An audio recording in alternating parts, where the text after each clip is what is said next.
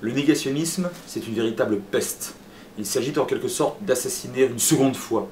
ceux qui ont été victimes, objectivement, authentiquement, de massacres et éventuellement de génocides. Il y a eu 3 grands génocides au cours du XXe siècle. 1915, bien sûr, avec le génocide des Arméniens, commis par l'Empire turc ottoman, le génocide des Juifs, ce qu'on appelle communément la Shoah, ainsi que celui des Tziganes, d'ailleurs, concomitamment, entre 1941 et 1945, et puis le génocide des Tutsis rwandais en 1994. Et il était très important, notamment dans une institution prestigieuse comme l'ESG Management School, d'organiser des assises nationales de la lutte contre ce fléau, contre le négationnisme. Et c'est la raison pour laquelle je suis très heureux d'avoir eu le privilège d'organiser, depuis maintenant 5 ans de cela, ces assises nationales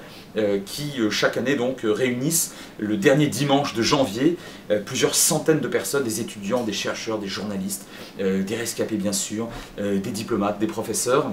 pour communier en quelque sorte, intellectuellement et affectivement, dans une certaine mesure, non pas dans une quête mémorielle quelconque, mais de communier dans la connaissance de ce qui s'est produit, parce que plus et mieux on connaît ce qui s'est produit, plus on lutte efficacement contre les tentatives négationnistes des uns et des autres. Et je rappelle, mais chacun le sait dorénavant, que depuis la loi Guesso de 90, le négationnisme, ce n'est plus une idée, ce n'est plus une initiative quelconque, mais c'est un véritable délit. C'est la raison pour laquelle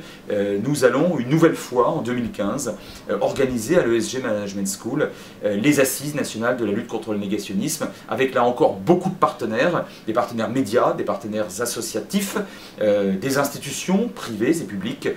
pour que soit mieux connu le premier grand génocide du XXe siècle, celui de 1915, qui a touché les Arméniens.